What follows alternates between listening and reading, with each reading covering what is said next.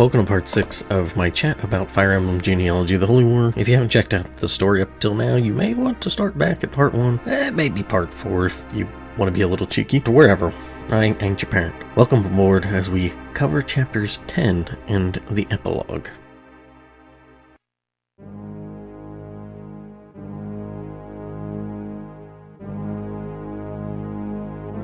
And what is happening in Chapter 10? Well, after bringing Thracia to heal, Celeste and the Liberation Army turn to the Miletos district to head towards Granville. We're immediately treated to Urius, the son of Alvis and Diodora, the next in line for the Emperor slot, gleeful upon hearing the suffering caused by his child sacrifice practices, making them good slaves by breaking their spirits. That'll work well for the Lopetier Empire. His lover, Ishtar, whose family has been a lingering thorn this generation, is worried, but falters in trying to talk Julius into being a little bit, less crazy. He leaves and Hilda shows up. She is Ishtar's mother, Tiltius, from the first generation sister-in-law, and Arthur and Tinny's aunt. However, this haughty woman is indignant, pushing Ishtar with a domineering presence to marry the only man worthy of her. She also has had a hand in the sacrifices and rules with a cruel menace, taking pride in her place and clawing more power. After all, she is from Veltholmer, which is where Alvis and all those pesky fire mages are from. It's just kind of something that she feels entitled to. And not only does she feel entitled to that, she's got an axe to grind against the rebels. For one, they killed her husband, Bloom, killed her son, Ishtore, killed her father-in-law, Leptor, turned Arthur and Tinny, more importantly, against her, and Tiltius turned from the previous generation. It's all because of these folks, and she ain't too happy. While Hilda would brutally torment Tiltiu, which would lead to her depressive death, Arthur was lucky in being separated early in life. Tinny, unfortunately, saw firsthand how horrid Hilda was, which explains her initial dour demeanor way back in Chapter 7 and onward. Anyway, Hilda orders the deaths of the children who escape, which is weakly resisted by an Imperial General, Riddale. However, the threat of being labeled a traitor is enough to put him and his men in line. Then we see Monfroy being a jerk and kidnaps Yulia, much like how he had done to Diodora years prior. Celeste is informed by Levin of her disappearance, but exactly not entirely sure what happened to her and how they need to push out to save the children. Then we must deal with a horde of dark mages right at our front door. This is where we knuckle down. Quick note, Chapter 10's light and dark. Its map theme, really enjoyable. I like it a lot. There's some heroicism to it, but also it appears again in Path of Radiance, so that is nice. Gives you the comfies.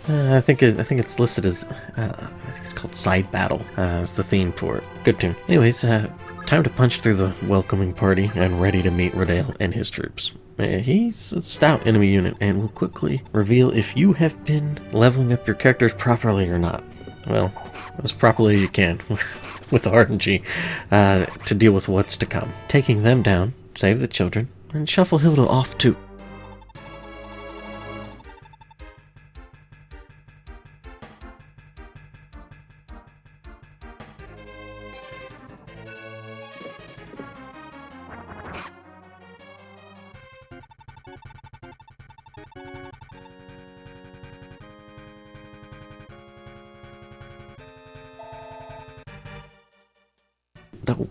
Oh, come on. She flees while Aless here gets a booming +2 for a level up. Great. Wonderful.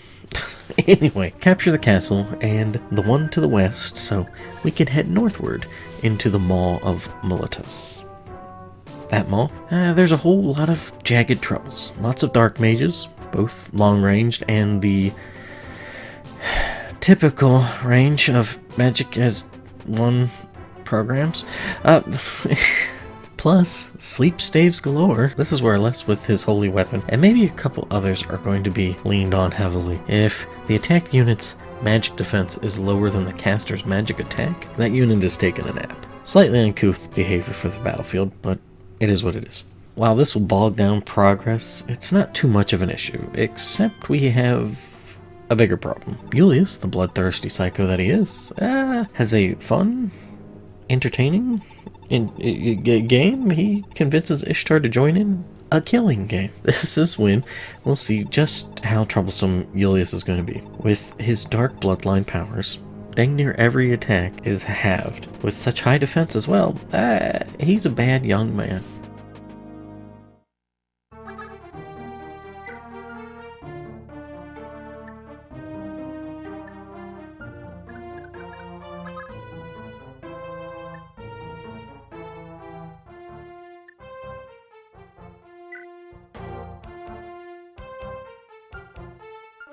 It should also be noted that Monfroy has popped up, and he is like, hey, surprise, I have Julia. And Julius wants her dad, but Monfroy's like, hold on.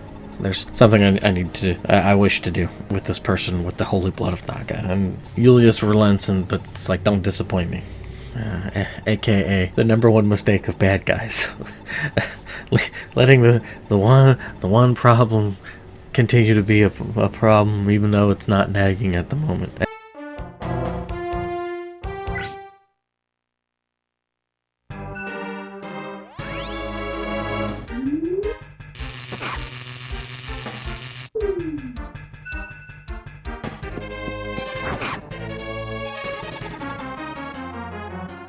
And then that's when Julius and Ishtar have their killing game and go away. After conquering Miletos, Celeste can see his father's homeland for the first time.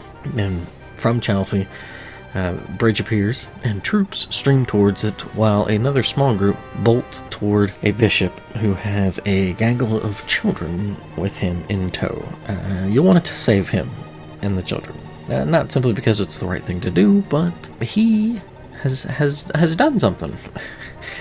and that has to do with all this. The man who became emperor. We saw him give Ishtar the go-ahead to release the kids to avoid a cruel fate of being sacrificed for Loptosu's enjoyment, basically. And he's been mocked by Monfroy for being nothing but an emperor name only. But he has also given the bishop something. What that something is, you'll find out when you save the bishop. But he also asks for forgiveness from Julia and laments how he has been played the fool and that he can't do anything. Monfroy basically is like, you will sit here and defend the castle with your life or Julia dies. And so he relents. Unfortunately, the so calculating and so determined to turn Granbell into what Alvis considered as a better place, he has instead caused so much harm and has tore the Yggdrasil continent apart. And it'll take a lot to stitch it back together. So now he's left alone and broken, with the walls closing in. It's not going to end well for him. Cut down the troops, save the children, and Celeste will speak with the bishop and be given the Tearfang.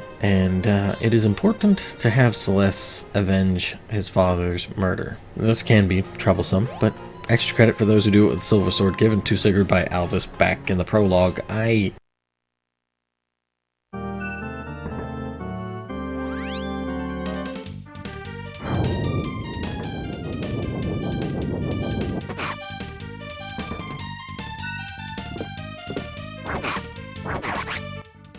Do not do that, but it is important that Celeste takes the final strike at least. Alvis dies, crying out to Diodora and Julia, and unbeknownst to Celeste, the reason the Tearfang falls into his possession is because of that.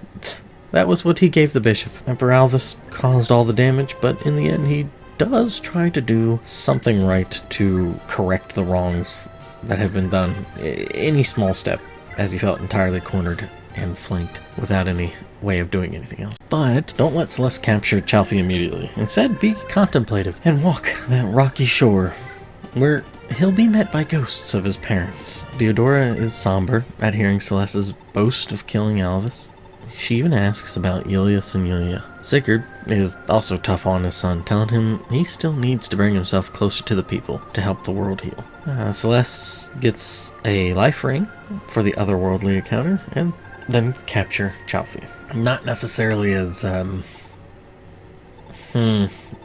boastfulness gets cut down, which is kind of an interesting choice to go with. Appropriate, but interesting choice to be like, look what I've done, I've helped avenge, and then it's like, you're not even close. It's, oof. Anyways, after capturing Chalfie, Celeste feels deflated despite the victory. Levin teases him about missing Yulia because he likes her, which Celeste dispels, saying he is only worried about her well-being. The revenge of killing Elvis is still empty, which Levin mentions is due to the real Holy War only beginning, which is a bit of an odd line since we find ourselves at the last chapter of the game, the Epilogue, the Last Holy War.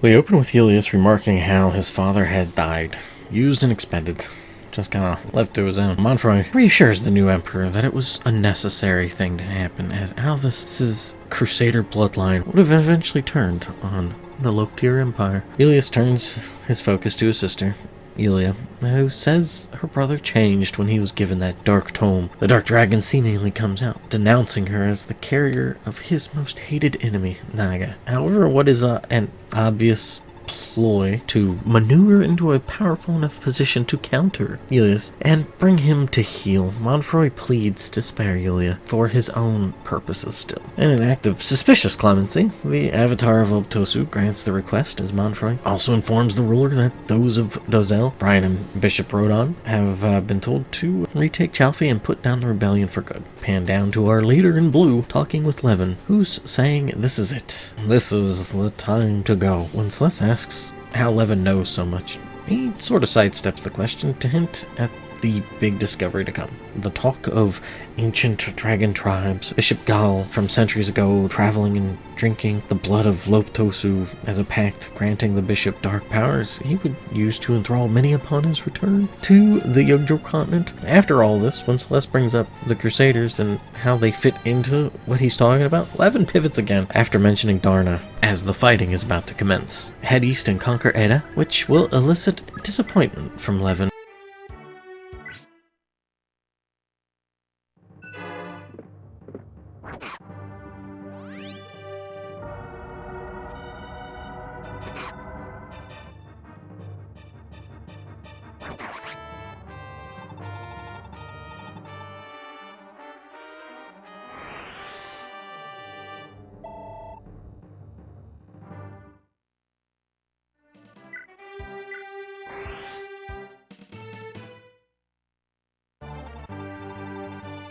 As this playthrough of mine, Father Claude did not leave behind any children, leaving it to Celeste's care. Conquering Edda will springboard Dozel to counter, sending the main force to Chalfie and a smaller contingency to retake Edda. With a staunch defense, the Liberation Army takes Dozel, and upon doing so, Levin, with bitterness in his voice, has not so kind words about Dozel's descendants, particularly Langobald. We are informed of Hilda's location, Frege, who has also contacted Scorpio. Levin comes clean and finally says the Crusaders perform blood rites themselves with other members of the Dragon Tribe, granting them powers and weapons, only available to those with their respective blood affiliation. He also says only Naga's power can take on Loptosu, so they have to find Yulia, as she is Elias's twin sister. Surprise, right? Doesn't quite hit when you've kind of known for a bit, but at least they finally got on the right page. Anyway, on the way to Frege, Scorpio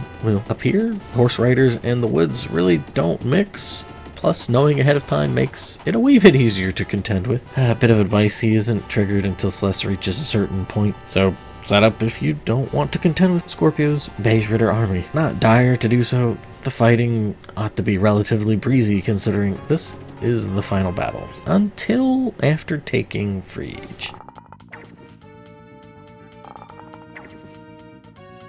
Levin and Celeste will be informed about how Ishtar has done what she could to save the children, aided by the orders of Emperor Alvis, which surprises the heroes, but doesn't make them rethink their next course of action, especially since Ishtar, with her Weissenritter, has joined the fray to regain honor, avenge the deaths of her family, or to simply die on the battlefield. It comes across as a mixture of all three, at least to me, sprinkling in some distancing from Julius for good measure. 3 problems arise. Well, more. 1, Ishtar and her army. Her trio of Pegasus riders are a big problem. They'll drop pretty much anyone. This army is probably the tallest hurdle to clear. Beat them and you'll be golden. Mostly. 2, Arione will show up the next turn by Chalfie. Better have Altena around or some rather tough units to shoot him down. 3. Yulia, possessed to attack, is set loose by Monfroy, and simply talking to her will not be enough. Dead Lords, the other big problem, are surrounding Julius. These enigmatic units have been in a few of these Fire Emblem games. Resurrected warriors through transforming people into them. There's a little bit more to it than just simply that. Kind of, sort of, maybe. At least for this game, there's really not a good grasp on what they are. Regardless, smash Ishtar's army and avoid Julius. Celeste and Aless are on a buddy cop duo infiltration to bring down Monfroy. They're really the only two that can do this, otherwise either somebody could accidentally retaliate and kill Yulia or get killed by the strong magic users around Monfroy, who happens to be sitting in Alvis's old home castle. Slash through and take him down. Finally, it's nice to gift the thanks of a blade for all the trauma he has caused. His death frees Yulia, who will have to enter the castle and will come into possession of the Nagatome, which negates Lobotosu's ability of having all damage. Thank mercy. Even though it's only for her, but finally, something to actually do some damage to him. As that goes on, Altena can talk some sense into Arione. He and his troops will stay attached to her for the remainder of the fight. As for the Dead Lords, well, now tread carefully. Julius will snipe at units and the Dead Lords can hit hard. Take them down and Yulia will march up to Julius and end this nightmare. Side note, I love this battle theme as well as Alvis's battle theme.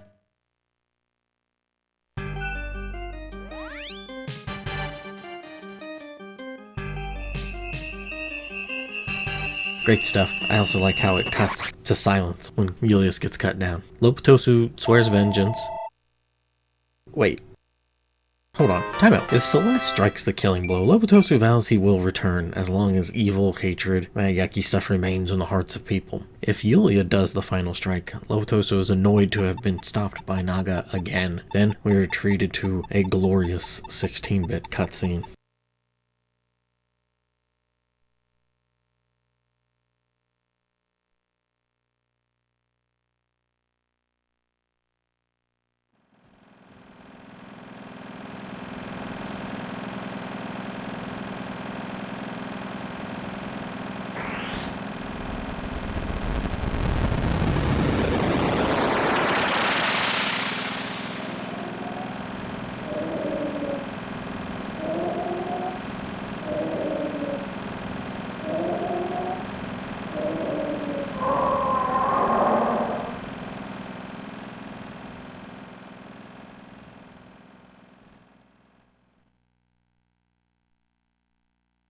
And that's it. The people of the Yogdro continent breathe a collective sigh of relief. Their homelands ravaged by war are now finally safe. Now, this is where we are treated to everyone's goodbyes, as Celeste takes control of Valhalla to be king, to his own surprise. And depending on who you paired with whom, and who survived and those who fell, you will be treated to a variety of different dialogues. I'm not going to get into all of them, because there are a decent amount. That's kind of one of the nice things about this, is that not only do you get the initial scenes unfurling of different groups going back to their home countries and whatnot, but there'll be a little bit of an afterword as well. While not earth-shattering, it's cool to see how they put a bow on this.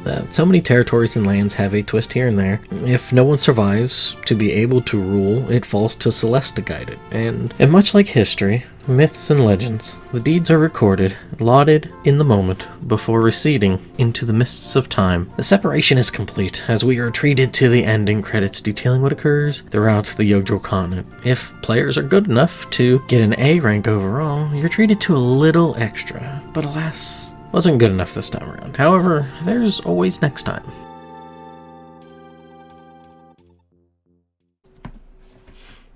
Hi, how's it going? Thank you for watching the video, and if you've watched any parts of it, thank you for watching those. I wanted to put it all together and do it all at once, and it probably would have been a lot shorter affair instead of just kind of going through the game and talking about it here and there, and just the events and whatnot. But I was like, you know what, I'll go with this route with it. Why not? I not that I don't like Mystery of the Emblem, but I was like, yeah, this one I'll be a little bit more involved with, I guess. Plus, um, part of the reason that a lot of times it's been short with either videos or just trying to get some footage and stuff is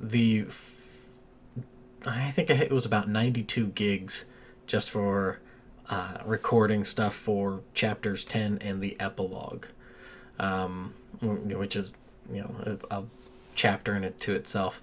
It is, and I don't have tons of space. I know I need to get like an external hard drive, but finances, I got other things I ought to spend that sort of money on.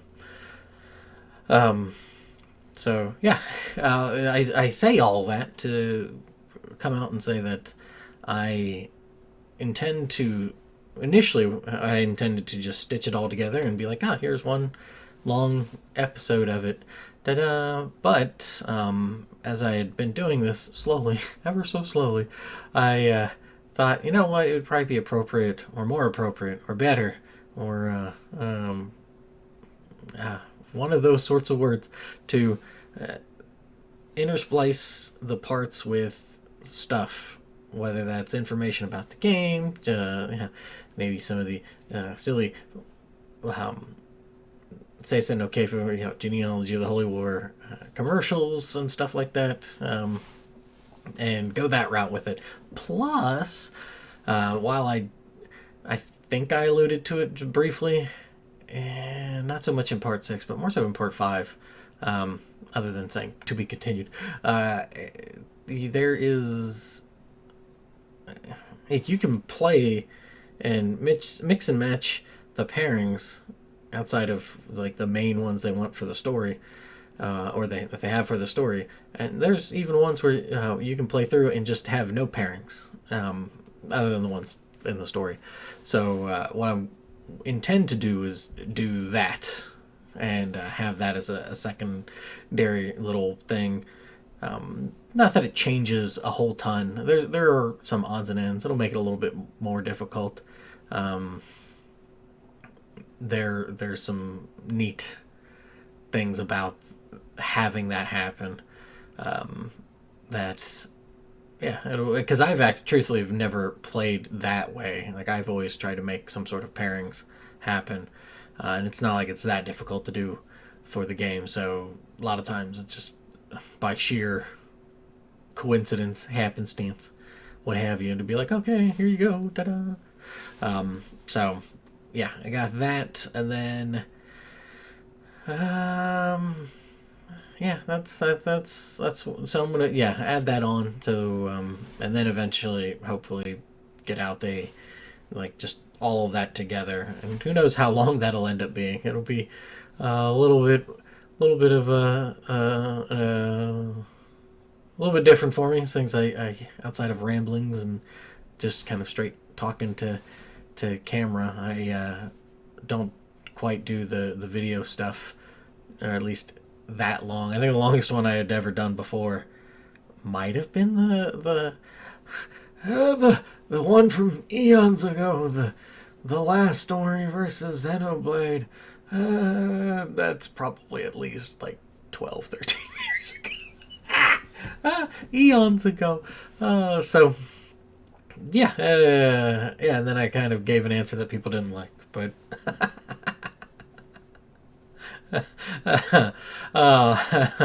but I yeah, that is my intention with this. So it'll be something I kind of work on as it goes along, because I won't have to worry necessarily about as much data having to save up. Plus, who knows, I might get a thing. However, that's not going to be like the next thing I end up doing. Like, it'll be a part of it, just down the road a little bit. But I've got other games I'd like to chit chat about and whatnot, like you do on the YouTubes. So yeah, that's it. That's what I got. Thanks once again for watching. Hope you enjoyed it. I enjoyed playing through it, and I also enjoyed putting the video stuff together. It was nice. I'm way delayed on it, but that's kind of how I am. I might be a little slow on things, but usually I get it done. Just regrettably. So, thanks once again. Enjoy your day, and toodles.